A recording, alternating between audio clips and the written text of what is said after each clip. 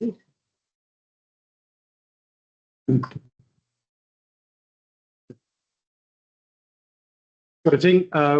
to Cardigan District Council's Ordinary Council meeting of the 10th of September.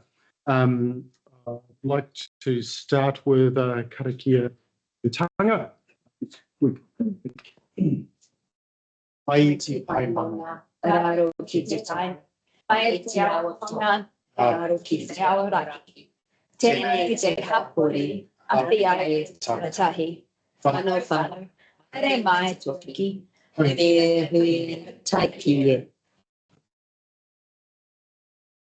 Got it. Thank you, everyone. As Chief Executive, I've opened this meeting. We currently will move to apologies in a moment, but I have an apology from both the Mayor and the Deputy Mayor. Standing orders then permit the meeting to decide who you would like to chair preceding the meeting. So I will open it up to the meeting to see if there were any nominations for councillors to chair this meeting moving forward. Can I suggest Valedictory Campbell? Do we need a second? Second, any other nominations? Can I ask for a vote? All those in favour of Robin Cherry Campbell chairing the meeting? Against? Carried. Thank you very much. I will hand over the meeting to Robin Cherry Campbell to continue. You're on. Thank you.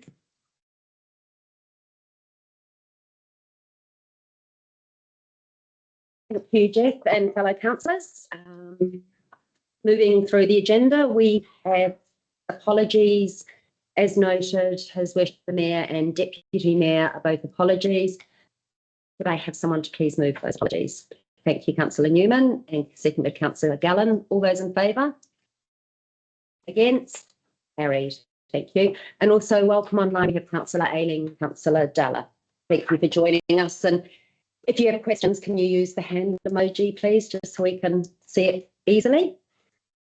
Our next item on the agenda are conflicts of interest declarations. Do any elected members have any conflicts to declare? There being no conflicts, we move to our public forum, and delighted to invite Jason Markham from the Indoor Pool Project to join us. Thank you, Chair. It's been a while since I've been here to provide an update. This will again just be about the engineering and design. And last time I spoke, it was regarding an insulated shed, a more conventional design. So at least you might have seen in the Carterton Crier, what we're now looking at is a lightweight retractable arched aluminium and polycarbonate enclosure. And these are becoming more popular around New Zealand, mainly for private residences, but there are some swim schools who use them in New Zealand and one holiday park. So from about January, we have been looking at the design, and one of the concerns raised by council staff also was fire safety. So we've done a feasibility review of that. And we have completed just last week the concept design for two different options. And the fire engineer has given us an informal okay on the feasibility of those. So also our structural engineer and the soils engineer have come up with workable designs for that site. So we're pretty confident what we've got at the moment will work. And so we have commenced the estimates and costings for those two options. So option A is a simple conventional arch that would span from one side to the other and have some facilities at the north, but most of the facilities outside on the car park side. So that is a really simple, but you could say a bit Spartan as an option. And option B is a lean-to that is at ground level on the council pool side on the western side, but then it spans across to about 5 metres high on the other side against a big wall through which the facilities would be accessed. So that is more spacious, and however, it does have more challenges. So overall for both though, the main issues have been fire safety, which concern mainly the, primarily the glacier. It was a bit bureaucratic. Turns out you can import a product, but it won't strictly meet fire safety compliance. But the same product in New Zealand does. But we're okay with that. We found a way around that. Still, our site constraints are challenging because of the limited space, the disturbed soils underneath, the poor standard of construction of the original build.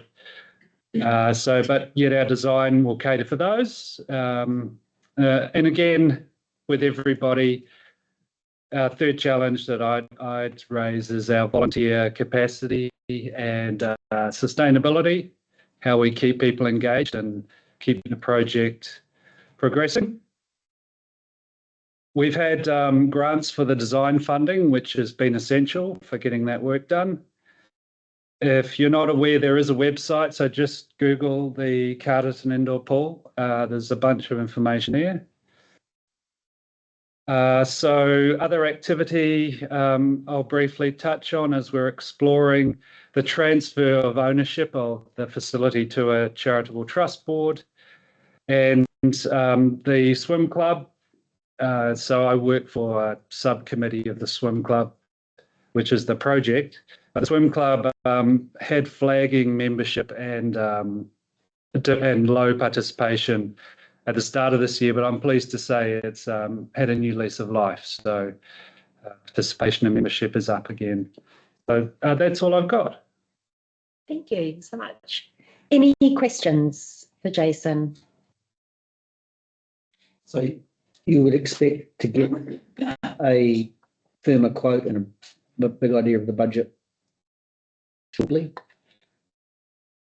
Yes, it's gone out to the building partners, the builder and the subbies. So I'm allowing about 3 weeks because they're doing it for free. Yep.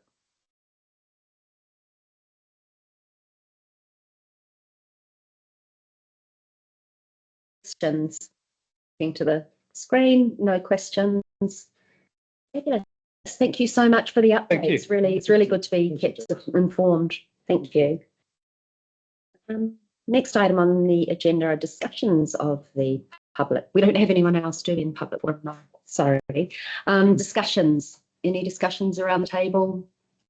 What Jason's just presented with us? Just nice to see stuff happening with it. Just cool. So I think it's a really important project. So it's cool to have updates coming and to see it is progressing. And the information on the websites is really good to keep the public engaged too. Yeah. Okay, moving on, the next item, thank you, Jason, on the agenda is Youth Council views on our agenda items. Hello.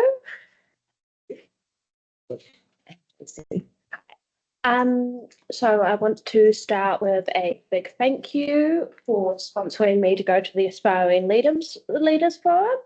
It happened a couple of weeks ago. It was a lovely experience, met some amazing people. I am so happy that I was able to go. So thank you all so much.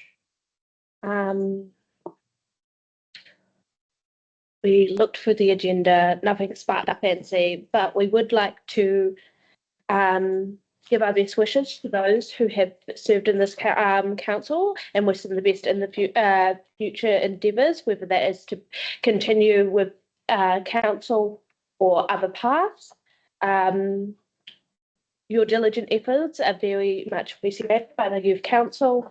We wish all candidates who are standing the best of luck, and we look forward to collaborating with a fresh and rejuvenated council as we enter the next triennium.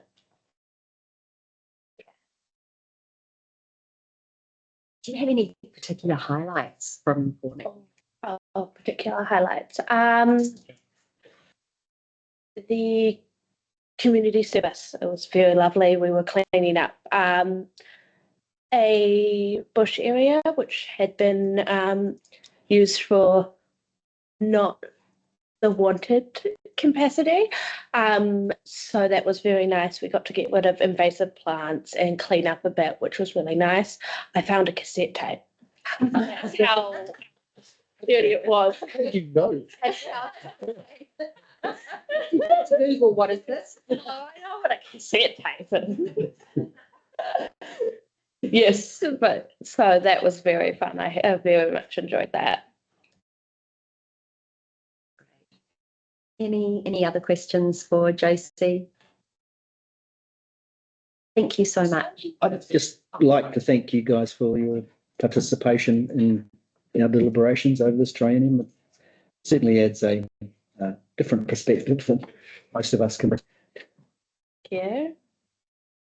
Thank you, guys. Thanks, Josie. Moving along with our agenda, we have confirmation of the minutes. So the first lot of minutes are from the ordinary meeting held on the 20th of August, which is on page 6 of this agenda.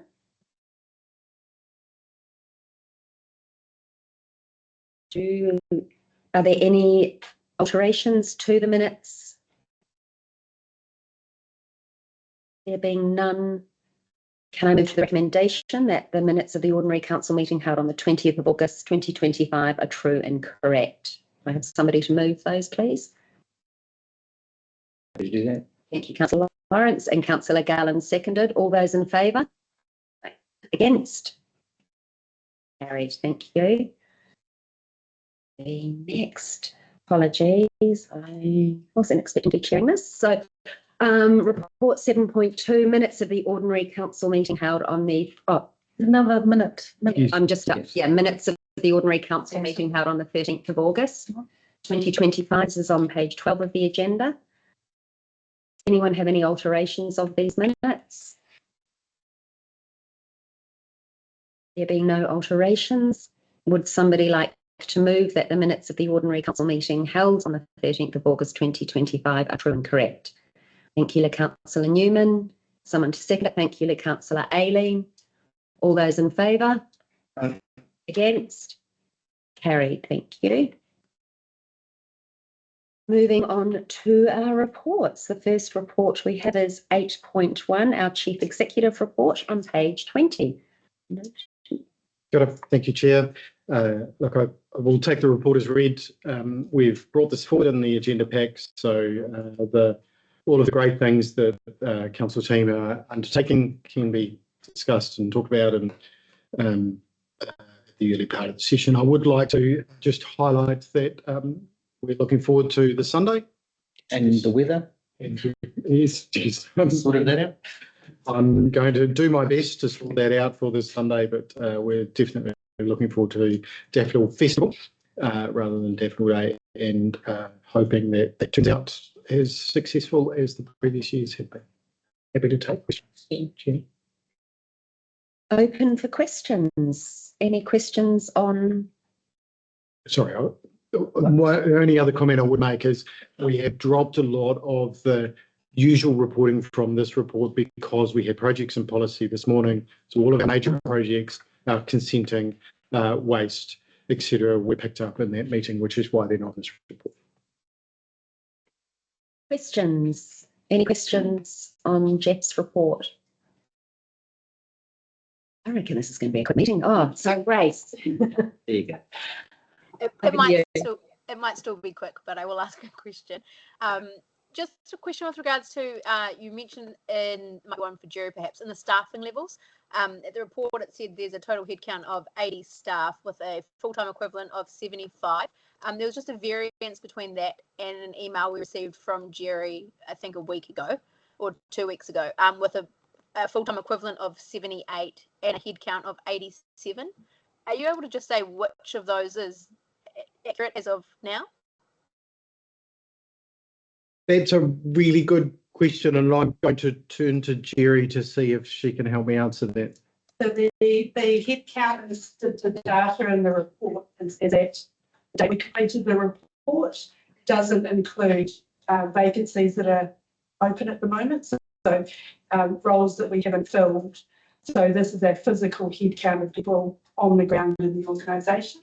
And for example, we are awaiting our chief financial officer to arrive. So he's not in this figure today. But he is in the count that we gave the commitments that included all vacancies or all roles that we had in the council. So sorry, I was going to say the 87 figure that you gave us 10 days ago or so, that will be accurate when all positions are filled. That's correct, yes. Yes. Thank you. Any other questions? Any discussion on the Chief Executive report? I have some comments. Just my comment this morning on data presentation. The stuff from the event centre is cool, but I really struggle to take that in. So I think if we could look at reformatting that with like a moving median or moving average of things would be really great. Just for clarity. The all-weather parking increased capacity at Spark Park is fab. I think that's really great. So congrats on getting that sorted. And also the soft plastic pickup from New World. It's really cool to have that finally in place. Thank you. That was all. Any other comments or discussions? Sort of very peripheral to the report, but I can't think of where else to say this. Councillor Della and I attended the opening of the new facilities at West Taratahi a couple of Sundays ago. It's marvellous, really. We gave them, took $71,000 parks. Correct. We've got extraordinary value for that. Well, worth noting. Great feedback. Is that all? I think value also comes from the volunteers that helped build and contribute and clear, and so whilst we can take some credit, I think we also should recognise the volunteers that were involved. Yeah. The West Taratahi Community Hall committee spend many hours over weekends and clearing and planting and the general upkeep of it. So which is fabulous because it's a great council asset. It really, really is, and shows what can be done with a community hall that is really well utilised. I'll just go to Councillor Dalla first and then to Councillor Gallen. You need to unmute, Brian. Yeah, thank you. As Steve said, it was quite a gratifying day to go out there and listen to all the stories that go on out there, and to meet some of the people there that went to school there in 1945, and I was actually shown a book on a school reunion, which was really neat. Very close community out there, and do a wonderful job. Put on a really good day. Blade shearing, lots of kids on the bike track. It was really a worthwhile effort on behalf of them. And as has been said, the volunteer group they've got out there is fantastic. Really dedicated, and are doing a great job, led by some good leaders behind them, which is really good. So thanks to them, and they do appreciate the council funding that they've had, and also the last round of grants money. They've got some more to do some mid-side painting, so that's really good. Thank you. Councillor Gallen. I've stopped by a couple of times and had a look and going past, and you can see we've contributed a bit of money towards it, but they've done a lot with it. The credit to them. Brilliant. Really, again, it just shows how passionate that the Carterton community are and getting behind and making things happen. If there's no further comments, no further discussion, we can move to the recommendation on page 31, and that recommendation is that we receive the report. Have anyone to move? Thank you, Councillor Newman. Anyone to second that? Councillor Lawrence, thank you. All those in favour? Aye. Against? Carried. Thank you. Next item on the agenda, correspondence. I will hand over again to you, Jeff. So it's Could I pick this up? So in terms of correspondence we received from government, I thought it worthwhile sharing, particularly in a public forum. The two things of note in this one are the changes in regards to BCA functions. The second change there and removing some of the barriers to building control authorities able to work in a joint manner is something that we would be very supportive of. We, Wairarapa, have tried this before and found it is we've been unable to achieve any kind of joint BCA function, and so this is welcome. The second letter from the Minister regarding planting of trees under power lines will form part of our parks management and grading management strategy that we'll bring back to council stage in the next training.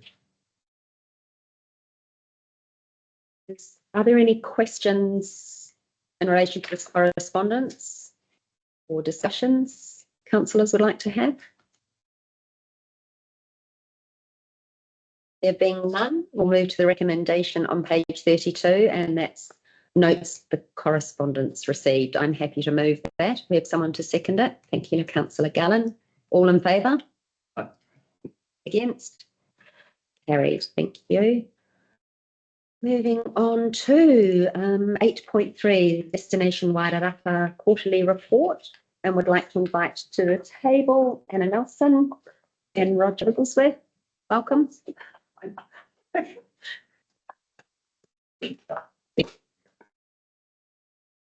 The floor is yours. Kia ora. Hi, sorry. I've just sort my seating out while you go. Right. Okay. So, as you can see from the report that we've given you, domestic tourism generally over the country has been down because of the issues people are having with cost of living. But the good news is that, and especially in the Wairarapa, international tourism has grown in the last year quite significantly. And if you look at the percentages, custom has by far and away the highest growth, admittedly off a low base, but nevertheless, you get 23% growth in the spending by international visitors. So it won't be long, I'm sure, before we're complaining about too many foreigners on the streets. I've counted them. Anyway, It'll be a little. Is that people from Masterton? No, they're not classified as international. Probably, yeah. Well, I've crossed it. Still not international. But the international, the things behind the international are quite interesting in that they are not just visiting, they're actually staying. And that suggests to us that what they want to do stuff at night time, and what are they doing at night time? They're stargazing, which seems to be quite a significant thing that international visitors on the Tourism New Zealand survey are saying that something like 77% of them are saying they would like to do stargazing while in New Zealand. And guess where the centre of stargazing is? In the North Island, at least. It's Carterton. More cost effective than Tekapō. Absolutely more cost effective than that. The only other thing to say is that employment in tourism related businesses in Wairarapa is in Wairarapa generally is down a little, and in Carterton it's fallen a smidgen as well, but it's there's still about 340 people who statistics say work in tourism or tourism related work here in the Carterton district. I think that's my contribution. It's a good contribution. I don't have much more to add, but I would, this is a sort of end of year report. Really, it's only covering one quarter, but we are coming to the end of the financial year, and it has been a particularly challenging year from a domestic tourism point of view. I think thing to note is events. Events give Wellingtonians an opportunity to come to the Wairarapa on multiple occasions. A prime example is the wonderful Daffodil Festival happening this weekend. And even though we've all got fingers crossed for the weather, it always draws a large amount of people from the Manawatu and from Wellington region. And the more events that we have like this, the significant ones that really pull people into the region, the better. And I'm still a big advocate for a joined up Wairarapa event strategy that identifies those big events and makes sure that there is enough support from all three councils sitting behind them. From an international tourism point of view, stargazing and wine and food, that is the big draw card for Tourism New Zealand. Roger's correct, 76 or 77%. When Tourism New Zealand work on what's called active considerers, so they have a funnel of people that say, I'd like to go to New Zealand at some point, and then they narrow that down to people who are actively looking at booking a holiday within the next 12 months, and that's an active considerer. And 76, 77 people said that they would like to do a stargazing activity. Interesting enough, 86% said they'd like to do a wine and food activity. Now, I would hazard a guess, without being allowed to go into the numbers of where your international tourist dollar has increased here. I would suspect it's the two businesses, maybe three, who actively work in that international market that have really been a big draw card for Carsten in particular. And it's an awesome opportunity. It helps to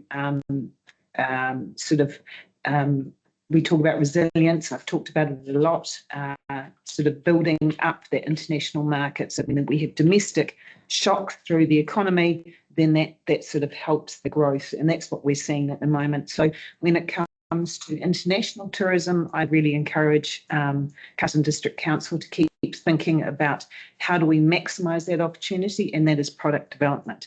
Product development, some people believe that the international tourists are here, therefore they will come. That's not correct. I've used this analogy a few times before. If I want to sell cherries to America, I have to first of all think about what does the American market want from my cherries. I then have to work out how do they want that packaged.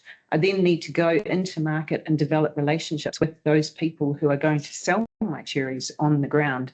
We all know that export is hard. We all know that export is a long process, and sometimes you don't get the return on the investment in the first or even the second year. The same is true for international tourism. They purchase their international tourist product in market in America. So when you've got people like Star Safari, for example, they've been working in the international market for 3 years now, and they're starting to get some traction. That is typical for an export company. And we want more of that, because we can't rely on the accommodation providers to do all the heavy lifting, because that's what happens in this region. If we can get them into the region, purchase the Wairarapa as a choice of destination in their market, when they're here, they'll go to the supermarket, they'll go to the dairy, they'll fuel up at the petrol station, and therefore we have new money into Carterton, and we have new money into the back pocket of the residents who live here. Fiona, great. I love the analogy. It's very helps paint that picture. Yeah. And perhaps I'll just say one thing, sorry, Yeah. Chair. The government's got a plan for tourism growth. Just thought I'd share it with you. Oh, goody. It's my pretty colours. Do we have any questions? The Destination Wairarapa report, Councillor Aileen. Hi, just one quick one. I saw that you're closing the eyesight in Marston, which seems sensible. My questions with regards to the fact that it says that the staff are being retained. Is that a long-term solution for Destination Wairarapa? Yes, it is. There was a long consultation process with the staff, and this is what they decided was the best way forward. The really nice thing is that those staff did not want to see any of their team members made redundant, and so they opted to reduce their hours during this period. And we don't know how it's going to go. Obviously, we're going to need to staff up for summer, and if it's a busy summer, then we'll need that. But in the meantime, you know, they're a tight-knit group, and it's a full credit for them to make that choice in order to have a job, and one which they enjoy doing. Thank you. It's really nice. Very positive. Any other questions on the report? I know it's not in this period, but do you have any comment on the winter festival in Greytown? You know, it's interesting. We talked about weather. Weather has a massive impact on events. The first weekend for the festival of Christmas, there was something of a weather bomb that came through, which, although we had good participation, there wasn't as many people as was liked, was hoped, I should say. In contrast, however, the last weekend of the Festival of Christmas, the entire region was full in terms of accommodation. I have not seen that since pre-COVID. So events like that, again, having a joined up major event strategy means that events like that, events like the Castle and Daffodil Festival, ones that draw significant numbers into the region, we really should ensure that their future viability is continued, and that should be a 3-council work in progress, in my opinion. I think in our opinion as well. Can't speak for everybody else, but I certainly, place is so small. It's one valley. Anyway. Absolutely. Having that valley-wide vision and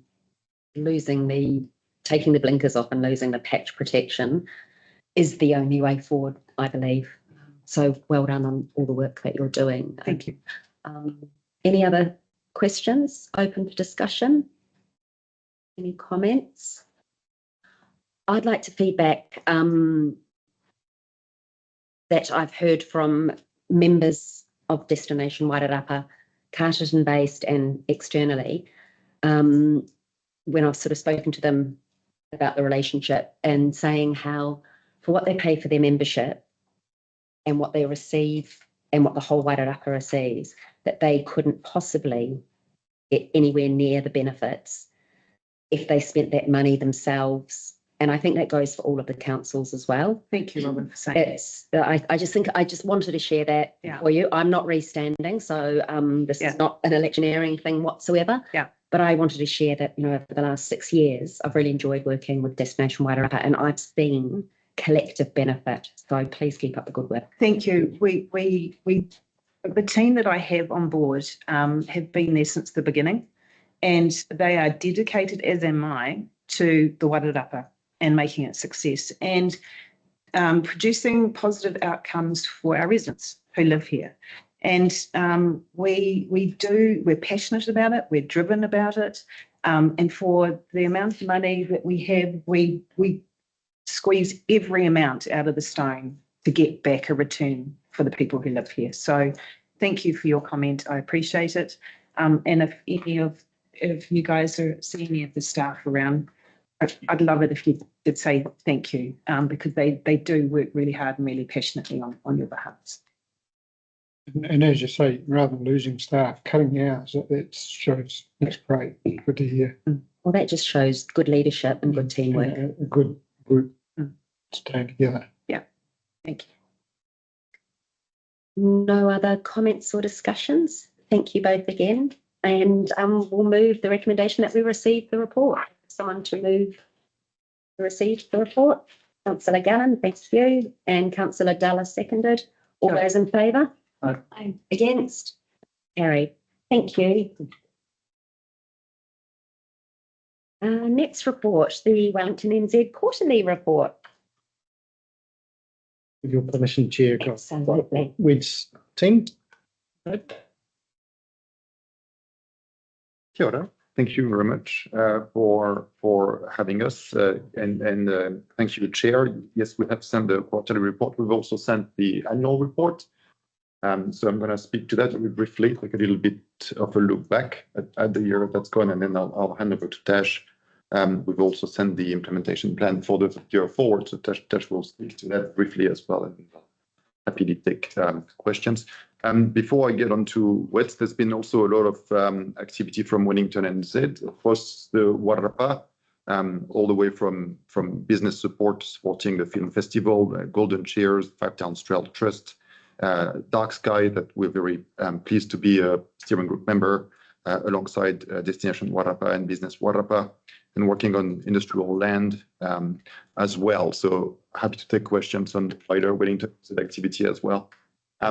Moving on to what specifically, so we are pretty much exactly 1 year. Well, we've wrapped up the first year of the latest 3-year MOU, and we are 1 year into our new delivery model with a steering group that Glenda Seville represents, Carleton Council Economic Development on behalf, alongside the other 2 councils, as well as central governments, both iwi and representative from industry on our focus areas.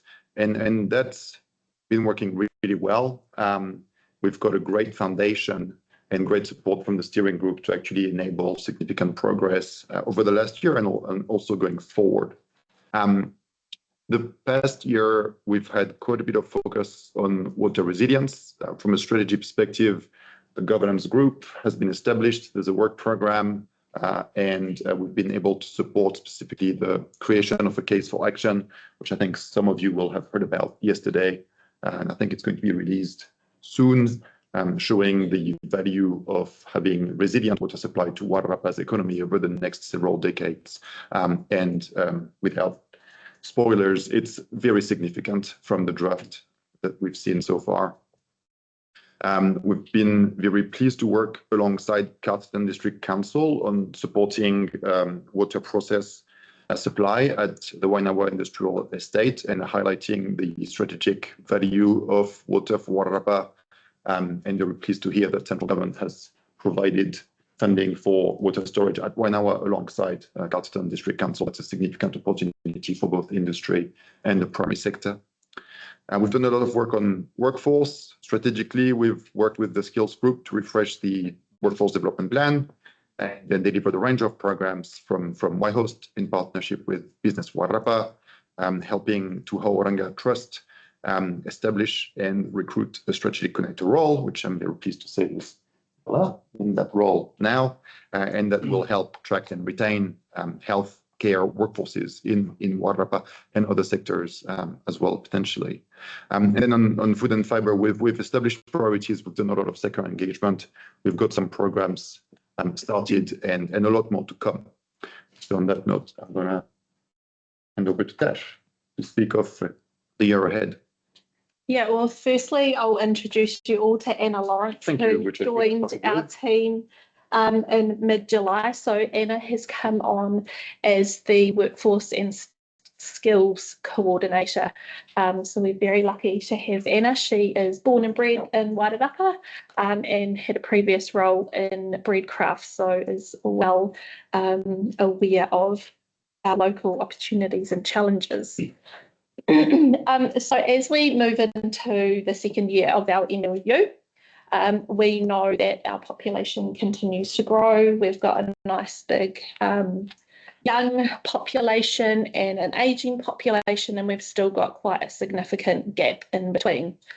So workforce and skills development remains a priority for us. And also we know that food and fibre is one of our comparative advantages, so we need to jump on board and we can make some real impact with that. So building on what we've done in our first year, which was, Matt's already touched on, a lot of planning and scoping to set us up for the rest of our MOU period. The big goal and focus, particularly for me this year, will be our food and fibre focus area. So we've identified four areas that we can have the most impact in. So it is working to make sure that our food and fibre businesses are set up for success in the future, no matter where they want to take their business. So making sure that they set up, they've got the right skills and structures in place to do that. So around capability building. The next piece of work is looking at diversification and innovation. So a couple of examples is supporting the seed processing plant up at Wainawa, and also working with Leaf Field Innovation on some future options work. So if you've seen the work happening in Taranaki and up in Northland around not what we could grow, because we know that we can grow a lot of things here in the Wairarapa, but it's how do we grow them? How do we set up our businesses to succeed? What infrastructure do we need in place to, again, make those potential new industries succeed here locally? The third one is working with our colleagues at Business Wairarapa and Destination Wairarapa around a shared narrative or shared identity. So making sure that our businesses can shout out to the rest of the country, to the rest of the world, that we are Wairarapa and this is what Wairarapa is about. The Business Summit in July made a great start at talking about and finding out what our story as Wairarapa could be. The fourth one is around making sure, again, linking back to making sure we've got skilled people trained up, ready to take on those new opportunities in the food and fibre sector. The second priority is workforce and skills. So continuing to support the strategic connector for Tūhoronga Trust, implementing that Attract, Connect, Stay project, digital fluency in schools and in business. Workplace visits is going to be a big project for Anna, so making sure that our local young people know what businesses are here in the Wairarapa and what pathways are available to them to try and keep them in Wairarapa. And also continuing to support the Y Host program. So that's all around creating a good experience for our visitors, whether they be our locals or our visitors from out of the region. The last priority is water. It does continue to feature, not as heavily because we now have the Water Resilience Governance Group who are up and running. But saying that, we will continue to support the summer series with a stronger link back to the Water Resilience Implementation Plan. And also we're going to be starting to take a look at the work program being delivered under the governance group to see what economic development projects are possible. So with the implementation plan, it should now give us a clear pathway of what we are going to do and how we're going to do it. That's me. Thank you. Thank you for the reports. And yeah, there was a lot of reading and a lot of. There was, yeah. It's good. No, it's good to have that information and have that out in the public arena. So thank you. Any questions from my fellow councillors? Any of the content? Councillor Lawrence, you look like you have one very big question. I mean. Yeah, this is a question. Bearing in mind that we may be in the not too distant future going to commit $25 million of our ratepayers' money to restore it Wainoa. Do you have any thoughts or ways in which you might be able to help find us some customers? Potentially, yes. Sorry to jump in, but I think we want to be careful not to overstep as well. So we are very happy to work with this council going forward and looking at what is the role that we can actually play. Some of the activities that we have already planned to do definitely align with leveraging of the industrial estate. So if you look at our definition of the food and fiber sector is the food and fiber sector at large. So from everything that grows from the soil, but also the transformation process, so all of the manufacturing, the transportation of it.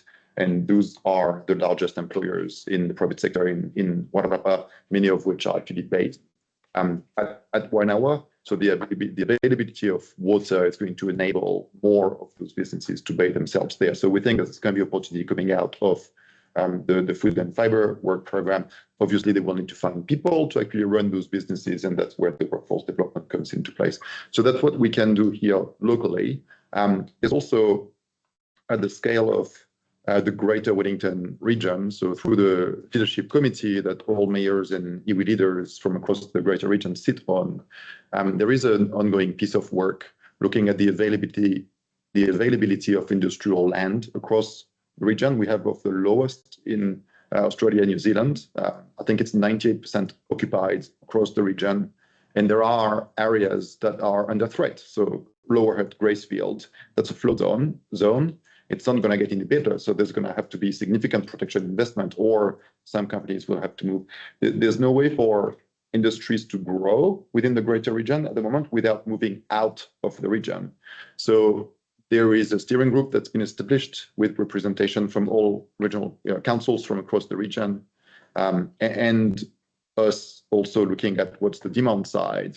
because there's no expectation that any single council can carry the cost of industrial land development for the region as a whole without rates from the greater region. But there are only so many sites that can be developed. And Wainawa is probably at the top 2-3 spots, if not the top spot of that list, because of what's already in place and its ability to be expanded should the demand materialize. That's a 10, 20, 30-year horizon. So it's over time. That's going to be significant activity in that space. Did I miss anything? I was just going to say, in terms of attracting customers for the water storage project, part of our food and fibre piece of work around what are future options is very much with that insight. So I've spoken to Johannes around, and this is from previous experience of working down in the South Island on a water scheme, is you can't just build it and expect customers to come. You've got to make it's a long process to make sure that people can buy in and make that water pay, because it's a big debt. So that's all with that in mind. And then that's where looking at land use options actually really matters, because you have options with water and options with less water, and obviously with water storage that unlocks options as well. And as Tash said, people need to start planning for that. That's what we're going to do alongside the progress of the water storage. So hopefully these two merge when they're both complete. Good. I feel better. Make them sign, but work to be done. Yeah. The relationships building. Any other questions? Wellington, NZ/WEDS. Any comments, discussions? I don't know if they spoke, but we are going to continue to support the Five Towns Trail and Dark Skies through the Wellington Regional Economic Development Plan as well. So continue in that space. Thanks. Thank you. Thank you for all the mahi that you're putting in too. Sure. Really, really appreciate it. Thank you. Thank you. Can you speak a little bit about what's happening with Five Towns Trail and where it's at? Not in details. That would be for the trust to speak to directly. I am aware, though, that the design from the bridge of the Wairarapa has been completed. Obviously, there's need to be funding allocated to that, so that's probably going to come from a philanthropic investment, I would imagine. So that's what the trust is working on, raising. I think it's $1 million or 2 or 3. I can't remember the number, but there's some money to raise for the bridge. And there's also a piece of work that we are looking to support the trust with, which is looking at the actual economic impact of having the trail or the next portion of the trail to be developed, which I think is the St. Clairville, I think is kind of what they're looking at. Because we know from the work that MB and the board for the New Zealand Great Whites have done, that trails are a significant driver of tourism income for regions. But that's not always obvious to people. So at the moment, I know that there are counters on a couple of spots within the trail, and the numbers of people utilizing the trail is really high. So we're looking at having a bit of an economic analysis of how does that translate into actual spend within the region to support further investment into the development of the trail, the bridge.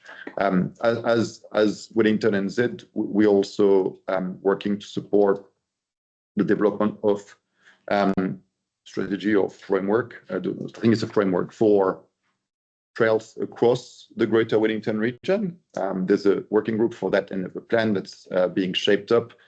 Probably will be ready to be shared around December or sometime in the new year. What's been identified is that there is a sort of like Wellington North corridor into Wairarapa through the Ramutaka Cycle Trail.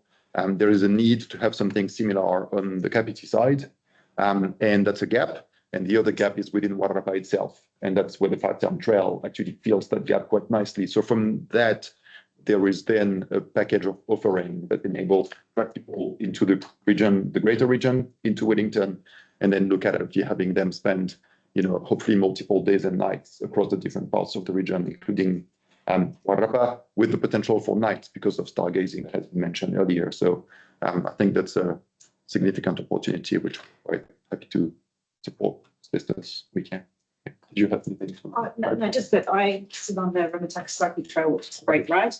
And I also sit on the Wellington Regional Frameworks Committee, which is what Matt was referring to. So we are well connected up with those frameworks, but there is a problem there in the sense that the councils are majority landowners, and that includes Masterson, Cuss and South Wairarapa. And what we do need is some active participation or representation at those meetings, because I can market, we can talk about economic development, we can be joined up, but often the landowners are the ones who have to look at the maintenance. You guys are saying for DOC as well, and any further development that you want to or not get involved in. And so it's really important that there is representation from the councils as well at those meetings.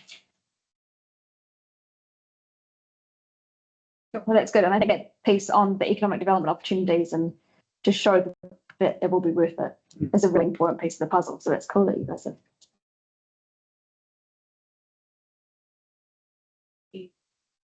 Anything further for the discussion? Thank you both for your time. Thank you. Move to the recommendation on page 51 that we receive the report. Do I have somebody to move that, please? Councillor Newman, seconded Councillor Lawrence. All those in favour? Never works a half mile. Against? Carrie, thank you. That'll read well, Steve. The next report we have is on the 8.5. This is yours again, the budget carry forwards, and I believe you have additional. Thank you, Chair. Council, I emailed you last night. It was a minor, thank you. It was a minor correction to the paper, just in terms of the carry forwards that were missed for IT and administration. So I've added those into the paper, but essentially the carry forwards are in-flight projects. I think I've explained it there. The projects that have either been started before the end of the fiscal year and are now being completed, or that are in the process of being completed, or that are strategic and important to the delivery of our long-term plan. So we're asking council to consider bringing those budgets forward into the new fiscal year to allow that to continue. To take questions. Questions. I'm sure there will be questions. I have a question, which I think I know the answer to, but I think it's worthwhile putting on the record.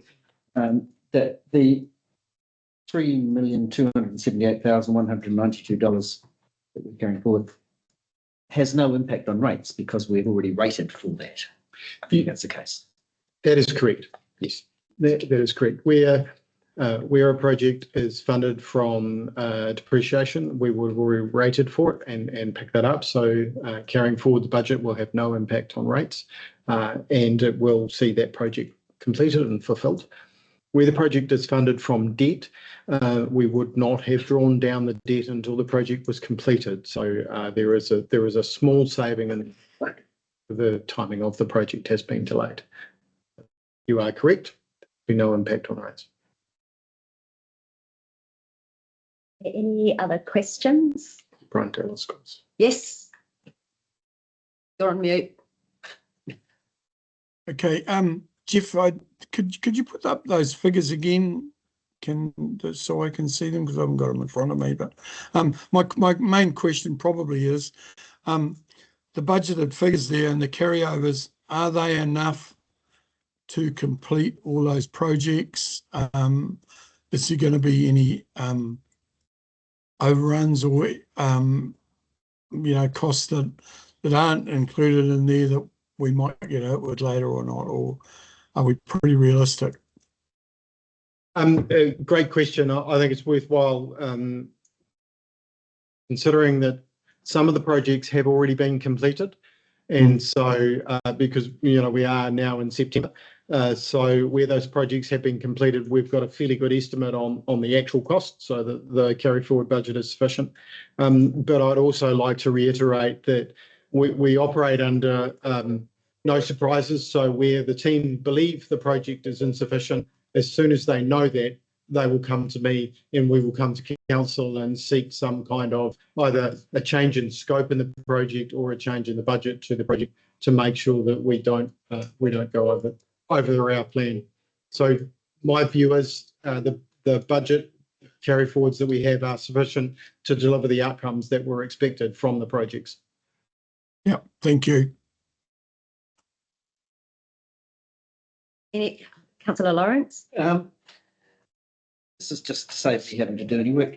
I could check back a year, but the amount that we're carrying forward, is that markedly different from what we actually carried forward into this year? Great question, and I've already done that homework. So last year we carried forward about $5.2 million.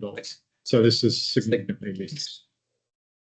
It shows that a lot of our projects have been completed in this year, which is a pat on the back for the team, big time. There are also, I'd like to note that we have carried forward some things that have spanned more than one triennium, and I'd nod to the Wairarapa Combined District Plan as being one of those things that has carried on for a long period of time. So we've now that proposed district plan is nearing the point where it can be a milestone is achieved.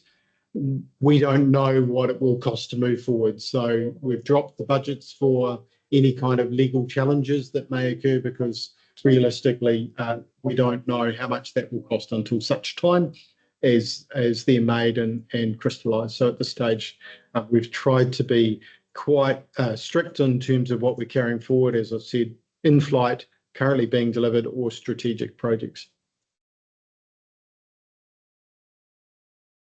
Any other questions?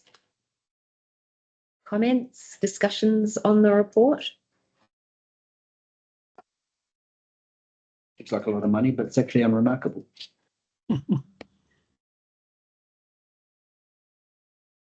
Okay, if there are no other discussions, we will move to the recommendations on page 96. The first recommendation that we receive the report. I have somebody to move that. Thank you to Councillor Aileen, seconded Councillor Gallen. All those in favour? Aye. Against? Carried. The recommendation 2, there's a slight change to the figure that is on the recommendation, and it approves the carry forward of $3,206,800 capital budgets to the 2025-26 fiscal year.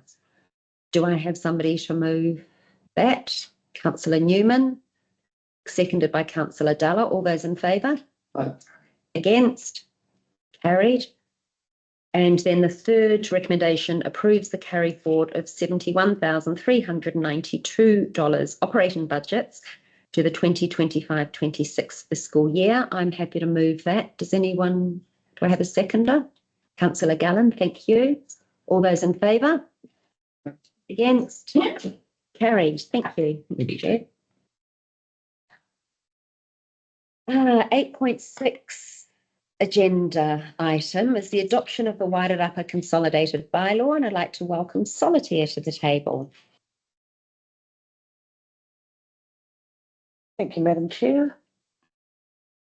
It feels like this might be the 5th, 6th, 7th time I've had the bylaws in front of elected members for various different reasons, including a deferral of dates. So I think it's quite an achievement that actually we're finally bringing the revised bylaws to the elected members for adoption. It's been a significant lot of work, and I would in particular like to acknowledge my fellow colleagues in Marsden who did take the lead on this, and I think that needs to be acknowledged.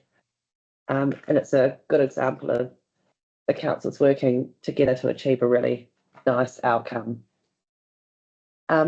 You'll note that there is a track changes from the working group's recommendations. There hasn't been a lot of changes to the bylaws as adopted by the councils for the consultation process, which does support the robustness of it.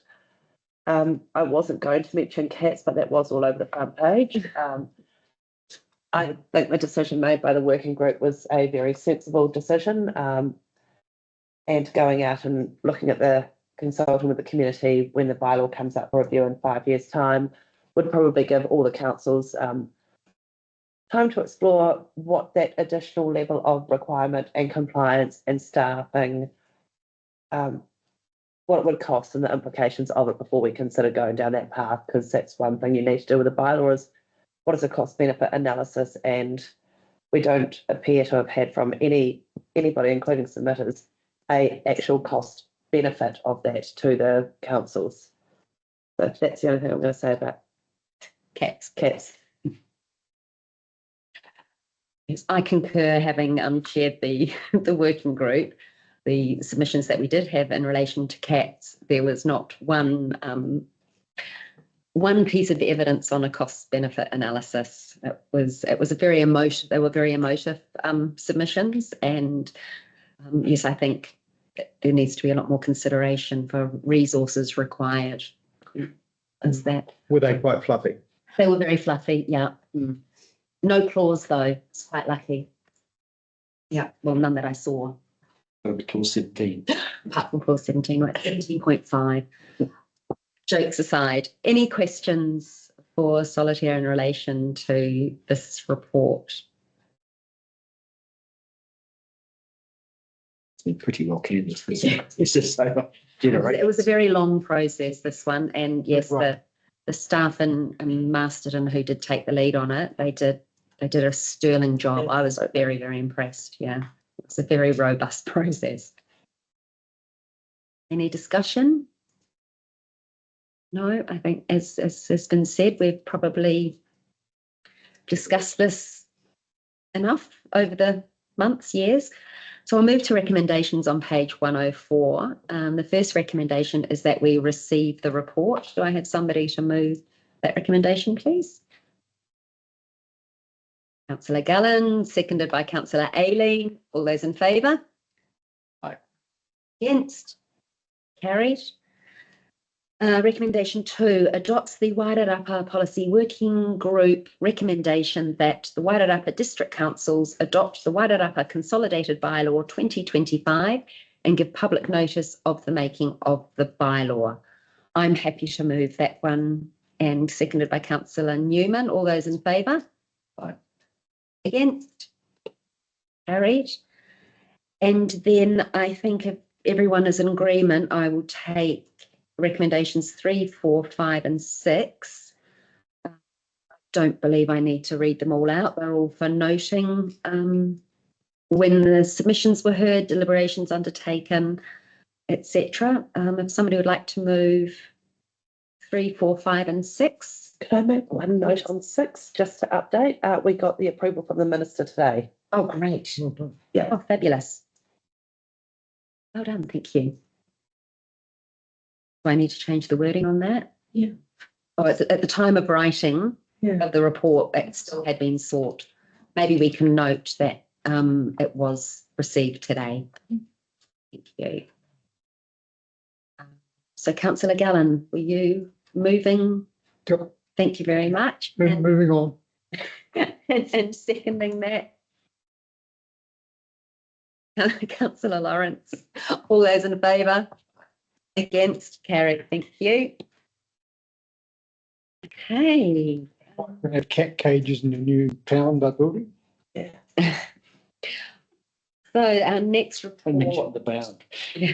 the Local Government Official Information and Meeting Act Request Report 8.7. Welcome to the table, Jerry. Yeah. Tēnā koutou katoa. It's a regular report of LGOIMAs. Numbers slightly up in terms of the raw numbers, but we're still tracking quite low numbers for LGOIMAs, which is good. Most of those this time, a couple of them have been research projects and general inquiries not related to any specific issues or problems or matters with council directly.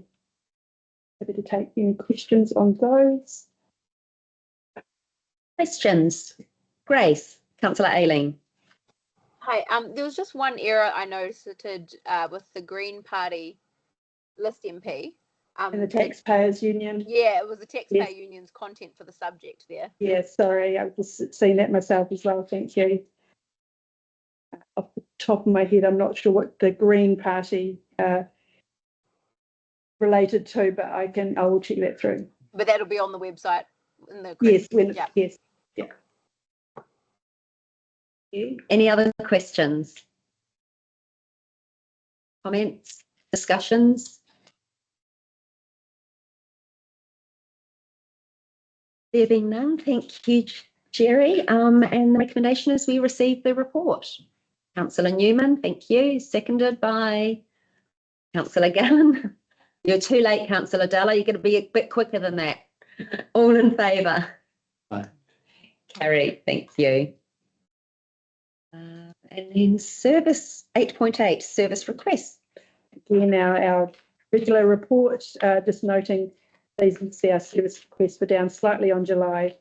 Had a number, but otherwise teams are staying pretty well on top of those service requests now for this month. Any questions on the service requests report? Do you have your hand up, Grace, or was that from before? Yes. So Councillor Aileen.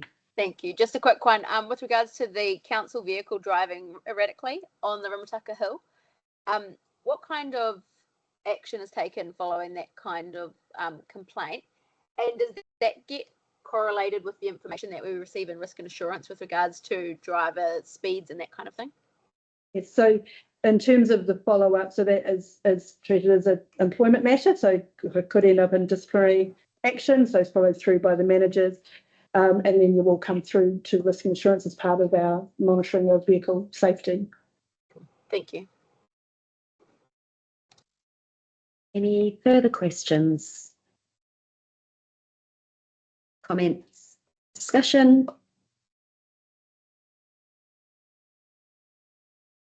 No. Recommendation that we receive the report. Would somebody like to move that?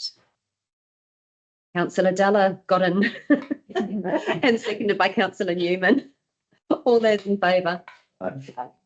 Against? Carried, thank you. And you again, Jerry. End of council term matters, report 8.9. Thank you, Chair. So yes, it is that time approaching, obviously, that we're all very aware of.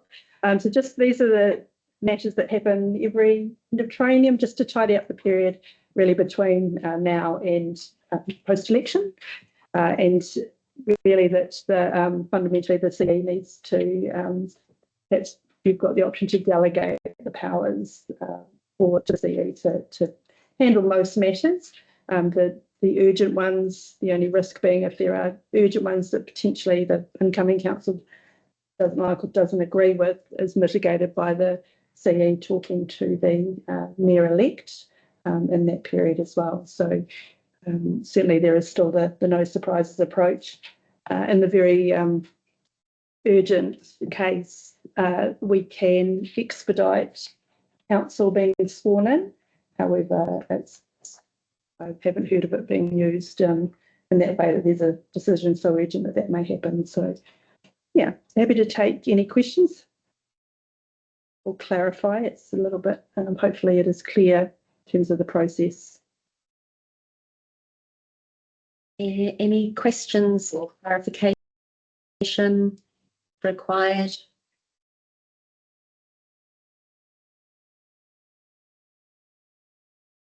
Any comments or discussions on the report in front of us? Okay, we'll move to the recommendations on page 126. Can I just ask about the minutes? So these will be circulated for kind of approval outside a council meeting, is that what that says? Mm-hmm. Yes. Yes. If they can't, yes.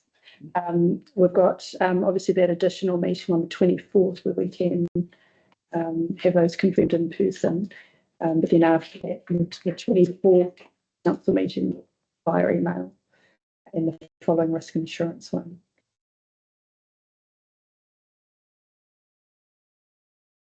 Any other last minute questions, clarification, comments, discussions? Move to recommendations on 126. The first recommendation being that we receive the report. Do I have somebody to move that, please? Councillor Newman, I'm happy to second it. All those in favour? Aye. Against? Motion is carried. Is everyone happy if I take 2 and 3 together? So that being notes that there will be an interregnum period. Okay, too much talking by me today. Between the current council leaving office and the incoming council having powers under the Local Government Act 2002, and noting the new council is expected to be sworn in on the 29th of October 2025. Do I have somebody to move those, please? Thank you, Councillor Aileen, and seconded. Councillor Lawrence, thank you. All those in favour? Against? Mary, thank you. And recommendation number 4, delegates to the Chief Executive all responsibilities, duties. Do I need to read that all out? No. So all of those words at number 4. Oh, yeah. So it's delegation to the Chief Executive all responsibilities, duties and powers of the council, except those set out, etc. And that the Chief Executive will consult with the Mayor-elect prior to making any decisions. So would somebody like to move that, please? Councillor Gallen, thank you, and seconded by Councillor Aileen, thank you. All those in favour? Against? Carried. Thank you, Jerry. Hey, item 8.10. Looking at you, Robin. Wow, I didn't think I was going to be speaking so much today. So 8.10 are valedictory speeches. And as the only councillor elected member today present that isn't standing re-election, that's me. I don't have anything formal prepared. I just think better to speak from the heart. So I would just like to say I have mostly enjoyed my last 2 trienniums as an elected member. I've particularly enjoyed and been proud of being part of the combined district plan, and thank you to everybody else involved in that. I think the Wairarapa combined district plan is a great platform for the Wairarapa moving forward as a whole. I think there's been some really good decisions made around that table, and I look forward to it being formally adopted in due course. And yeah, I think that's possibly my highlight. Thank you to Jeff, our CE. When you came on board, you said that you were going to pick up rock, and if you found it anything particularly gnarly or unattractive underneath those rocks, you weren't going to put the rocks down and you were going to fix it. And hats off, this since you have been on board, yourself and the ELT have tackled those gnarly things from the past that have arisen. And I think that gives me great confidence moving forward that the incoming council can actually focus on moving forward, a vision for the future. I'm pretty sure there's nothing left to discover. And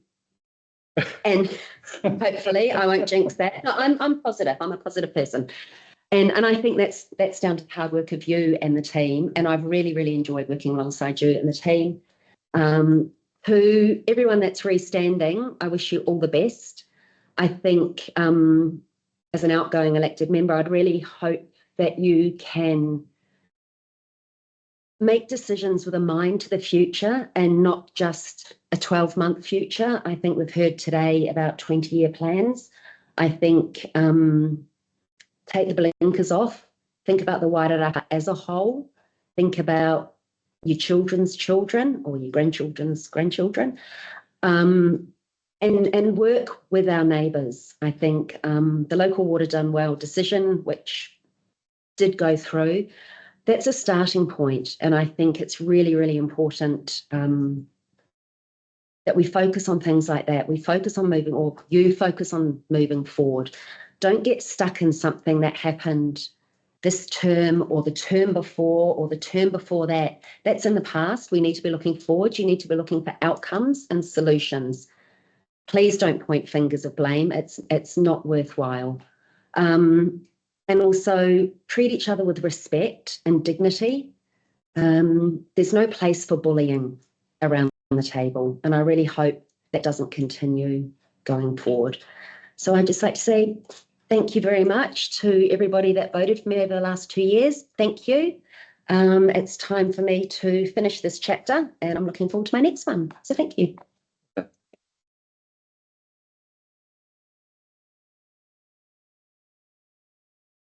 And there's a recommendation to receive the valedictory speeches.